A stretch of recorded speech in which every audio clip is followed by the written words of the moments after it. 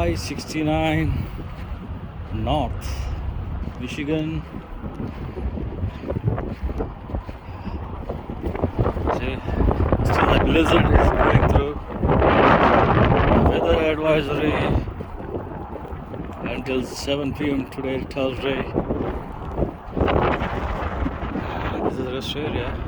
I stop for my 30 minutes break.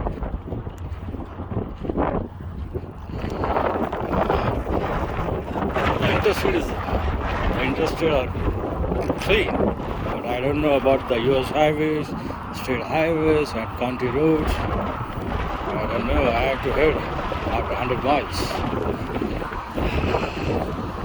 It's frozen here, the frozen state. Michigan is a frozen state.